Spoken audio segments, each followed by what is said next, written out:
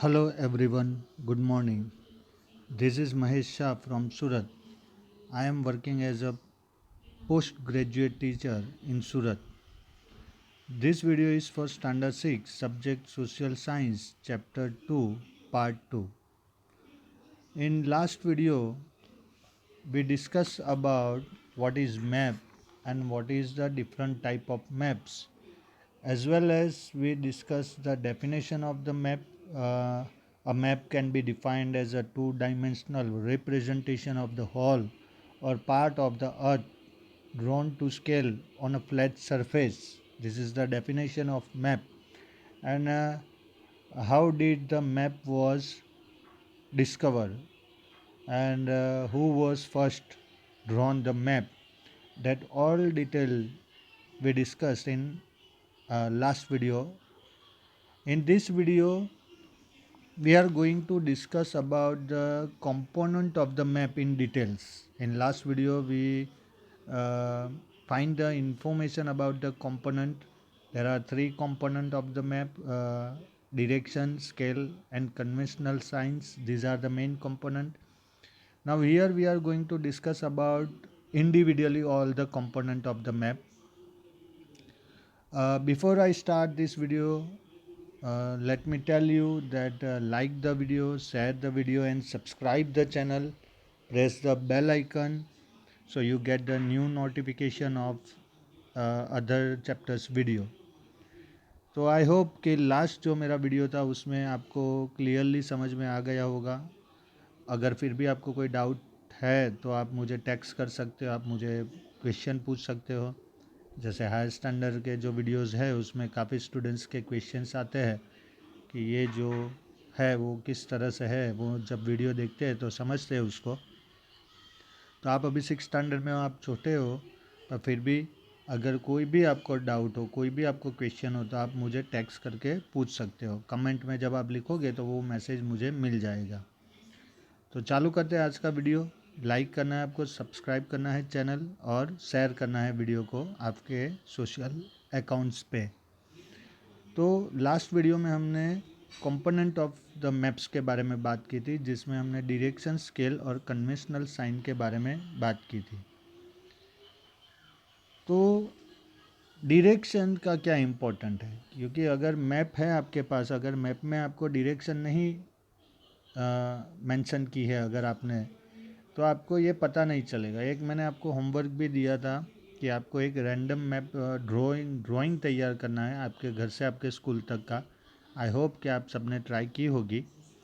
और इसी तरह से मैप्स स्टार्टिंग में बने थे. जैसे आपने रैंडमली ट्राई किया वैसे ही स्टार्टिंग के जो मैप थे वो रैंडमली बने थे, पर उसमें डायरेक्शन आपको दिखाना पड़ेगा. जैसे यहाँ पे ये आप साइन देख रहे हो नॉर्थ, तो हर एक मैप के ऊपर आपको ये साइन दिखेगी नॉर्थ वाली.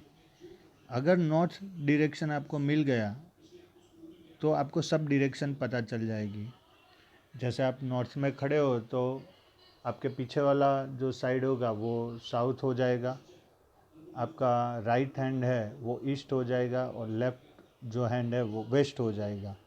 तो यहाँ पे टोटल 8 डायरेक्शन है जो आप 5th स्टैंडर्ड में पढ़ के आए हो. North, south, east, waste.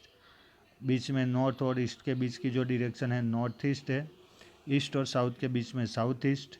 South और वेस्ट के बीच में साउथ वेस्ट. और वेस्ट और नॉर्थ के बीच में नॉर्थ वेस्ट. ये पूरा 8 डायरेक्शन का हमारे पास एक ग्राफ है.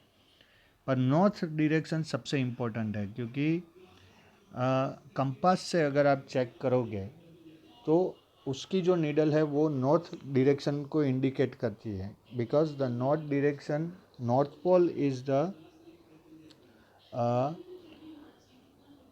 Magnetic pole of the earth. यानी अगर आप कोई भी कंपास लोगे और उसके अंदर जो नीडल होगी उसको आप देखोगे, स्टडी करोगे, तो वो अपने आप नॉर्थ के साइड पे जाके रुक जाएगी, क्योंकि मैग्नेटिक फोर्स उसको अट्रैक्ट करता है. अगर आपको नॉर्थ डायरेक्शन कहीं से भी मिल गई तो फिर बाकी सब डायरेक्शन आपको इजीली मिल जाएगी. पर पहले के ज़माने में जब कंपास इन्वेंट नहीं हुआ था तो कैसे डायरेक्शन ढूंढी जाती थी, तो उसमें नॉर्थ पोल, रात में जब ट्रैवलिंग करते थे तो नॉर्थ पोल को इंडिकेशन के जैसा यूज़ करते थे. और दिन में हमें पता है कि ईस्ट में सनराइज़ होता है और वेस्ट में सनसेट होता है, कि नॉर्थ में सनराइज़ होता है और साउथ में होता है सनसेट। तो ये आपको पता ही है ये क्वेश्चन का आंसर। तो सन को इंडिकेशन के जैसा यूज़ किया जाता था और उससे बाकी सब डायरेक्शन ढूंढी जाती थी, पर ये काफ़ी प्रोमिनेंट नहीं था, क्योंकि सन जो है वो डायरेक्शन तो हमें बताता है कि हमें पता चल गया कि ईस्ट है और पीछे हमारे वेस्ट रहेगा, पर उसका जो मेज़रमेंट होता है जहाँ जहाँ पे हम खड़े हैं वो जो लॉन्गिट्यूड और लेटिट्यूड होते हैं वो क्या होंगे वो एग्जैक्टली पता नहीं चलता था। फिर जब कंपास डिस्कवर हुआ तो उसके बाद कंपास को यूज़ करना चालू हुआ और इस तरह से डायरेक्शन को ढूंढा जाता था कि किस तरह से कौन सी डायरेक्शन में जाना है। ये अलग अलग साइन से डायरेक्शन दिखाने के लिए, ये चार्ट में अगर आप देख रहे हो तो अगर आपके पास कंपास है तो take a compass and find out the north and south direction, then find out the direction of the school gate, post office, dispensary, library, river, pond, bridge etcetera. तो कंपास आपको लेना है और उससे आपको डायरेक्शन ढूंढनी है कि आपके घर के आजू बाजू जितने भी लोकेशन है वो कौन से डायरेक्शन में है। ये 8 डायरेक्शन को आपको उसमें ध्यान में रखना है। तो मैप का जो सबसे इम्पोर्टेंट कंपोनेंट है वो है डायरेक्शन। उसके बाद जो है वो है स्केल। तो जैसे मैंने बोला था कि अभी जैसे आपने एक ड्राइंग तैयार किया है, रैंडम ड्राइंग, तो आपके घर से आपकी स्कूल काफ़ी दूर होगी। अब आप इतना बड़ा डिस्टेंस तो मैप के ऊपर आपके ड्राइंग में दिखाओगे नहीं, तो आपने एक अप्रोक्सीमेटली मेज़रमेंट लिया है जिसको बोलते हैं स्केल। वहाँ पे बड़े यूनिट को स्मॉलर यूनिट में डिवाइड किया जाता है और इस तरह से वो यूज़ होता है। तो ये जितने भी साइंस है आप देख रहे हो यहाँ पे, ये सब स्केल डायरेक्ट करते हैं कि 1 centimetre is equal to 5 kilometre. आप यहाँ पे देख सकते हो ये। तो आप 1 सेंटीमीटर में 5 किलोमीटर, 50 किलोमीटर, 500 किलोमीटर कुछ भी इंडिकेट कर सकते हो। ये डिपेंड है कि वो प्लेस आपसे कितनी दूर है और मैप में आपको क्या इंडिकेट करना है उसके ऊपर डिपेंड है। तो इस तरह से ये स्केल आपके लिए बहुत इंपॉर्टेंट है। Do you know how vast our earth is? Even though the earth is huge, any part of it can be drawn on paper by minimising it. तो इसको मिनिमाइज़ करना बोलते हैं कि 1 सेंटीमीटर बराबर 5 किलोमीटर, यानी आपने डिस्टेंस को मिनिमाइज़ कर दिया। Suppose there is a 1 kilometre distance between your village and your school, how can we draw and show such a great distance on the map? क्योंकि आपके और आपके स्कूल के बीच में 1 किलोमीटर का डिस्टेंस है, तो अगर 1 किलोमीटर पेपर, इतना बड़ा पेपर लेने जाएंगे तो मैप बनेगा ही नहीं। तो उसके लिए we scale drawn the distance, तो उसके लिए हमें स्केल ड्रॉ करना पड़ेगा डिस्टेंस के wise. If we take the scale of 1 kilometre is equal to 100 metre, we will be able to show the exact distance between any two places. तो यहाँ पे हमने उसको मिनिमाइज कर दिया। अब मिनिमाइज करने से 1 किलोमीटर का जो डिस्टेंस है उसको 100 मीटर में हमने कन्वर्ट कर दिया और उसको हमने मैप के ऊपर दिखा दिया। तो 10 पार्ट बनेंगे जो पेपर के ऊपर इजीली हम ड्रॉ कर सकते हैं। तो इस तरह से स्केल के थ्रू हम कितनी भी दूर कोई भी प्लेस हो उसको मैप के ऊपर डिस्क्राइब कर सकते हैं। उसके बाद जो आता है वो आता है कन्वेंशनल साइन। तो ये इम्पोर्टेंट है कि you have observed the scale of a map. By using a scale, you can show the distance between your school and the huge water tank.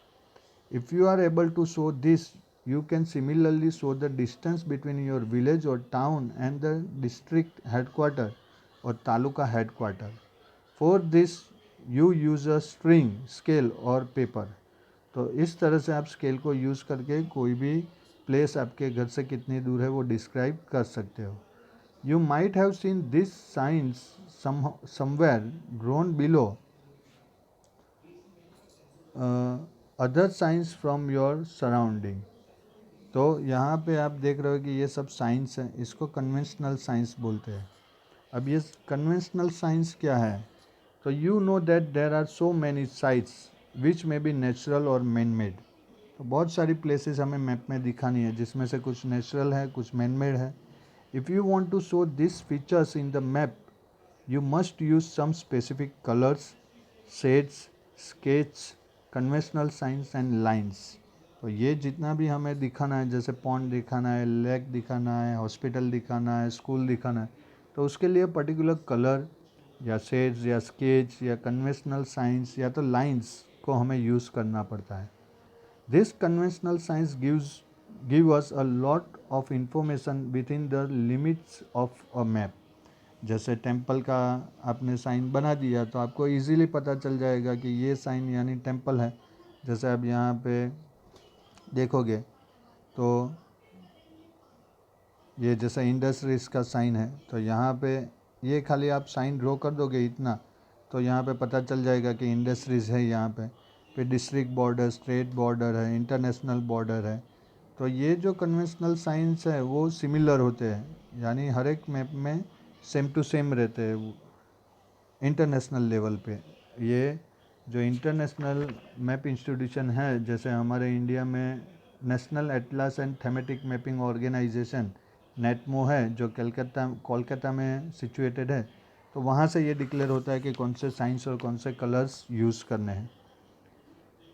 With them we not only draw the map very easily but understand it also. तो अगर आपको conventional sign पता है तो आप map को easily read कर सकते हो।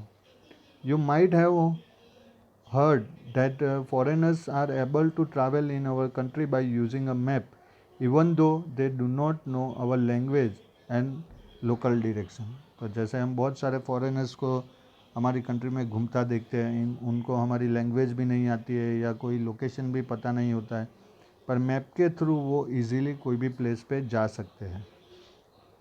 Thus we can say the language of a map is common across countries। तो यहाँ से पता चलता है कि मैप की जो लैंग्वेज है वो कॉमन लैंग्वेज है, यानी कोई भी कंट्री का आप मैप लोगे, अगर उसमें आप टेंपल देखोगे तो सेम साइन होगी, वाटर बॉडीज़ देखोगे तो सेम कलर यूज़ हुआ होगा, जिससे कन्फ्यूज़न नहीं होती है। कोई भी कहीं पे भी जाए, भले उसको वहाँ की लैंग्वेज नहीं पता है या लोकेशन नहीं पता है, पर उसको अगर मैप रीडिंग आता है तो वो इजीली कोई भी प्लेस के ऊपर घूम सकता है। These signs or symbols which are well known and understood by everyone are also known as conventional sign। तो ये जो साइंस है, जो सिम्बॉल्स है, जो कोई भी समझ सकता है, उसको बोलते हैं कन्वेंशनल साइन। तो यहाँ पे बहुत सारी कन्वेंशनल साइंस है, आप यहाँ पे देख सकते हो। ये जैसे है तो यहाँ पे चर्च है, पुलिस स्टेशन है, और आपके टेक्स्ट बुक में भी एक टेबल है जो आपको आपकी नोटबुक में ड्रॉ करना पड़ेगा। अब इसके बाद जो आता है वो आता है कलर। तो मैप में कोई भी कलर जैसे हमारे मन में आया वैसे हम यूज़ नहीं कर सकते।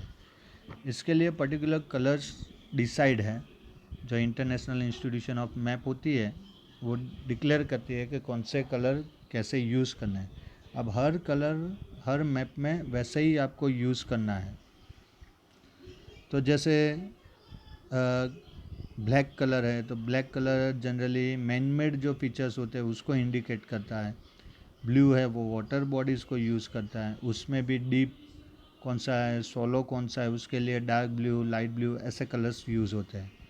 तो यहाँ पे मैंने पूरा ये स्क्रीन के ऊपर आपके चार्ट रखा है कि कौन से कलर किस तरह से यूज़ होते हैं, वो आप पढ़ सकते हो। Colours used in a map give the map a good look and also provide definite information. तो कलर्स फिल करने से मैप एक तो अच्छा दिखेगा और उसके अलावा ये हमें एक इन्फॉर्मेशन भी देता है। Different colours are use to indicate specific features. तो अलग अलग कलर्स जो होते हैं वो अलग अलग फीचर्स को इंडिकेट करते हैं। उसमें हमारे मन में या हमारी विश से हम कोई भी कलर फिल नहीं कर सकते। For example, black indicates man made features like buildings, roads, railway lines etcetera. तो अगर आप ब्लैक कलर यूज़ कर रहे हो तो ब्लैक कलर जनरली जो मैन मेड ऑब्जेक्ट होते हैं उसको डिस्क्राइब करने के लिए स्पेशली यूज़ होते हैं। Blue indicates water bodies like seas, oceans, lakes, reservoir, wells, canals etcetera. तो ब्लू कलर जनरली हमने वाटर बॉडीज़ के लिए स्पेसिफाई किया है, क्योंकि अगर आप स्पेस से अर्थ को देखोगे तो वो ब्लू प्लैनेट दिखता है, क्योंकि 70% जो है 71% वो वाटर बॉडी से कवर है, इसलिए ब्लू को हमने स्पेशली वाटर के लिए स्पेसिफाई किया है। ग्रीन इंडिकेट्स माउंटेन, जो ग्रीन कलर है वो माउंटेन है, हिल्स है या फॉरेस्ट है, उसको डिस्क्राइब करने के लिए हम यूज़ कर सकते हैं। येलो जो है, येलो इंडिकेट्स प्लेन्स, यानी जो खुले मैदान होते हैं जहाँ पे ग्रीनरी नहीं होती है, वो डिस्क्राइब करने के लिए हम येलो कलर यूज़ करते हैं। तो वैसे ब्राउन कलर है, वो काउंटर लाइंस इंफॉर्मेशन हमें दिखाता है। रेड कलर है, वो हाईवेज और मेजर रोड्स जो टाउन और सेक्शन के होते हैं उसके बारे में इंफॉर्मेशन देता है। पिंक कलर जो है वो अर्बन एरियाज़ के बारे में इंफॉर्मेशन देता है। पर्पल कलर है, वो reflect revision to a map but is no longer use on map in production. तो मैप का रिफ्लेक्शन कैसा दिखता है उसके लिए पर्पल कलर यूज़ होता है, पर वो ज़्यादातर मैप में यूज़ नहीं होता है। तो यहाँ सब टेबल पे आप देख सकते हो कि किस तरह से अलग अलग कलर का यूज़ होता है। ये यहाँ पे पूरी डिटेल है ही, आप इसको पढ़ सकते हो। अब इसके अलावा जो है वो मैंने नाटमो के बारे में आपको बात की थी, तो ये है कोलकाता में जो हमारा national atlas and thematic mapping organisation है, जिसको नेटमो बोलते हैं, उसका फ़ोटो है। ये कलकत्ता में है, आप देख सकते हो। ये उसका बिल्डिंग है, पास से देखोगे तो ऐसा दिखेगा। अब ये काम क्या करता है, तो this institution creates the maps, ये मैप्स बनाते हैं, including thematic map like rainfall distribution of Gujarat. तो ये थेमेटिक मैप है गुजरात का, यहाँ से ये पता चलता है कि गुजरात में रेनफॉल कितना है, कैसा है। तो नेटमो का काम है मैप बनाना। जो ये आपके टेक्स्ट बुक में ऐसा कोई पिक्चर नहीं है, एक इन्फॉर्मेशन दी है सिंपली, तो ये आप देख सकते हो और इससे आप जान सकते हो कि इंस्टीट्यूशन कैसी दिखती है।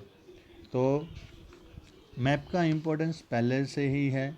जब यूरोपियंस इंडिया में आए थे तो वो भी जो सबसे पहले आया था वास्को दी गामा 1498 में इंडिया में, तो वो जब आया था तब जीपीएस नहीं था, फिर भी वो इंडिया आने में सक्सेस हुआ। उसने नया सी रूट ढूंढ लिया। उससे पहले जो स्पेनिश सेलर था बार्थोलोम्यू डायस, उन्होंने भी ट्राई की थी आने की।